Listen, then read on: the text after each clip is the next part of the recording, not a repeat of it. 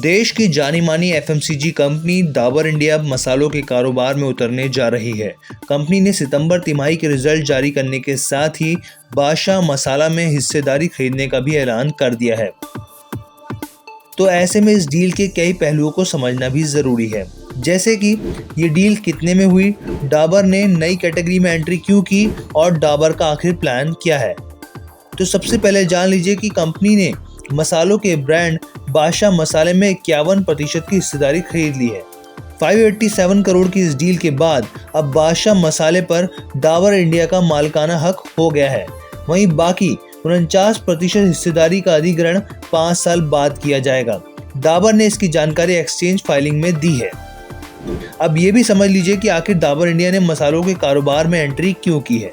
Dabur India मुख्य तौर पर अपने खाद्य कारोबार के विस्तार की योजना पर काम कर रही है। ये अधिग्रहण भी फूड सेक्टर की नई कैटेगरी में प्रवेश करने के इरादे से किया गया है। कंपनी आने वाले 3 सालों में अपने फूड बिजनेस को 500 करोड़ रुपए तक बढ़ाना चाहती है।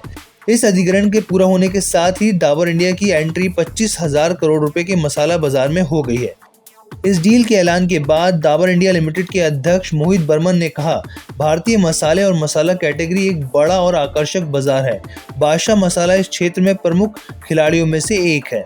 बादशाह मसाले में हमारा निवेश इस बिजनेस के विस्तार में मदद करेगा और बेजोड़ गुणवत्ता वाले उत्पाद प्रदान करना जारी रखेगा।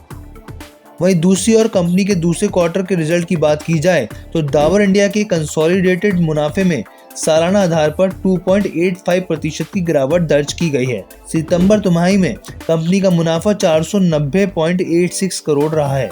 वहीं पिछले साल की इसी तिमाही में कंपनी ने 505 करोड़ का मुनाफा कमाया था। अगर एडवांस कैपिटल की एक रिपोर्ट की बात की जाए तो भारत में ब्रांडेड मसालों की हिस्सेदारी सिर्फ 35% है और साल 2025 तक इस सेक्टर का आकार बढ़कर 50,000 करोड़ रुपए हो जाएगा। ऐसे में डाबर मसाले बाजार में अपार संभावनाओं को देख रहा है और वो इस मौके को गंवाने नहीं देना चाहता है।